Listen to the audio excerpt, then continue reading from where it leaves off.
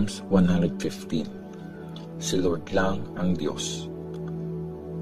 O Lord, Ikaw lang ang dapat itaas. Ikaw lang, hindi kami.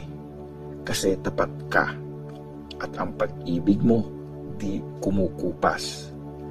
Bakit kami tinatanong ng mga bansa? Nasaan ang Diyos nyo? Nasa langit ang Diyos namin. Ginagawa ang gusto niyang gawin. Yung mga Diyos ng mga bansa, gawa sa silver at gold. Ginawa lang sila ng mga tao. May mga bibig sila pero di makapagsalita. May mga mata pero di makakita. May mga tenga sila pero di nakakarinig. May ilong sila pero di nakakaamoy.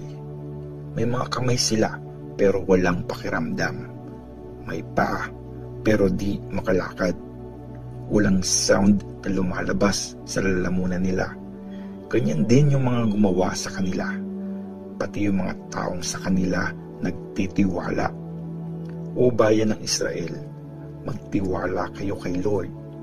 Siya ang tumutulong at nagtidefend sa inyo. Mga priest sa lahi ni Aaron, kay Lord kayo magtiwala. Siya ang tumutulong at nagtidefend sa inyo. Kayong lahat na nag-worship kay Lord, magtiwala kayo sa Kanya.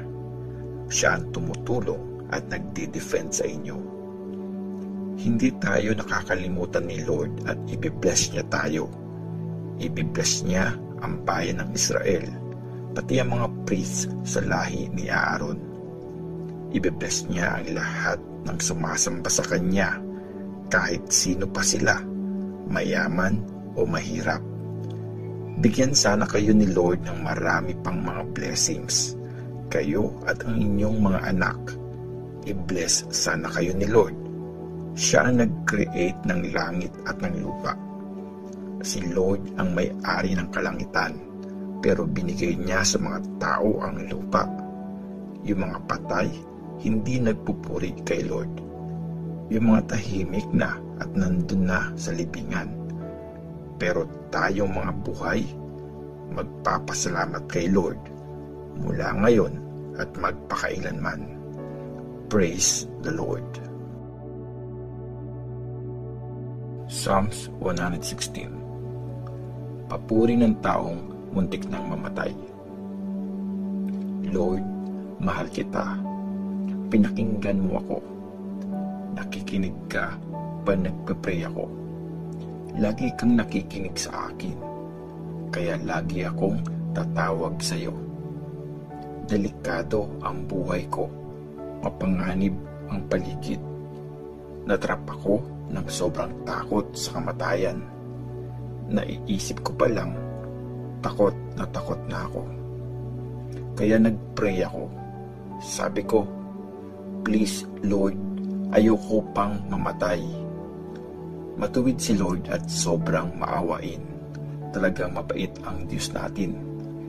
Si Lord ang nag-iingat sa mga kawawa.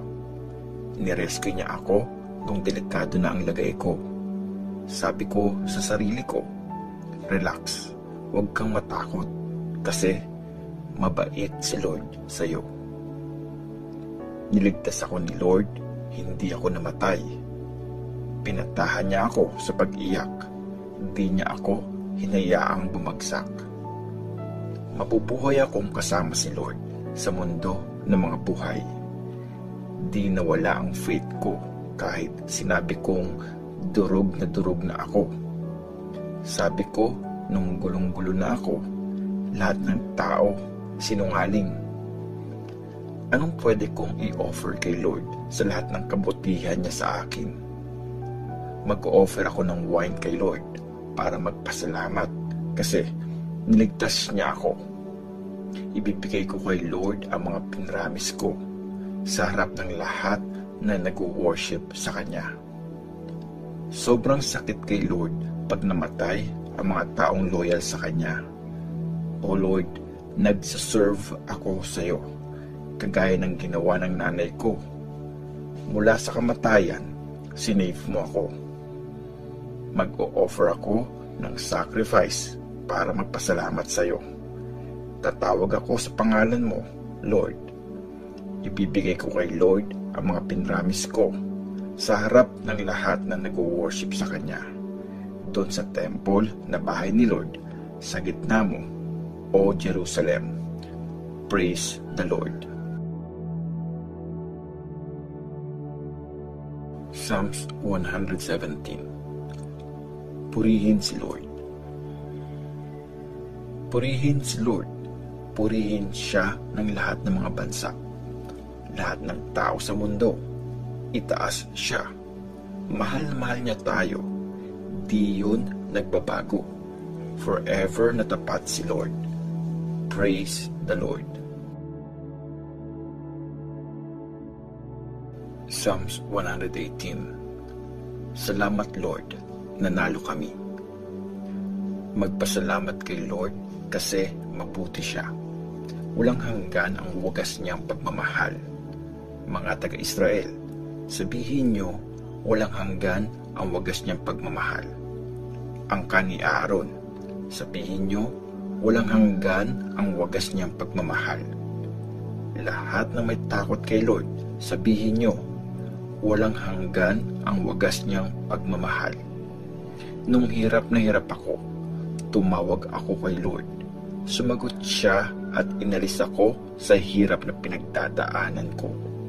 Kakampi ko si Lord, hindi ako matatakot. Walang magagawa ang tao para saktan ako. Kakampi ko si Lord, tinutulungan niya ako. Makikita kong matatalo ang mga kaaway ko. Mas mabuting kay Lord humingi ng tulong kaysa umasa sa mga tao.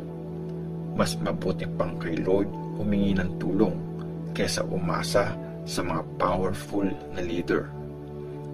Pinaligiran ako ng mga kaaway na bansa, pero sa tulong ni Lord, natalo ko sila. Pinaligiran nila ako, kahit saang side nandun sila, pero sa tulong ni Lord, natalo ko sila. Pinaligiran nila ako na parang mga bubuyog, pero para silang tuyong damo, mabilis na nasunog. Sa tulong ni Lord, natalo ko sila. Sa tindi ng paglusob nila, halos matalo na ako. Pero tinulungan ako ni Lord. Si Lord ang lakas ko. Ginagawa niya akong powerful. Siya ang nagligtas sa akin. May naghihiyawan sa mga tent ng bayan ng Diyos. Sineselebrate ang kanilang panalo. Sinisigaw nila, ang galing ni Lord, panalo tayo. Powerful talaga si Lord. Siya ang nagpanalo sa atin. Hindi ako mamamatay, mabubuhay pa ako. Ipagsasabi ko pa ang mga ginawa ni Lord. Ang bigat ng parusa sa akin ni Lord, pero binuhay pa rin niya ako.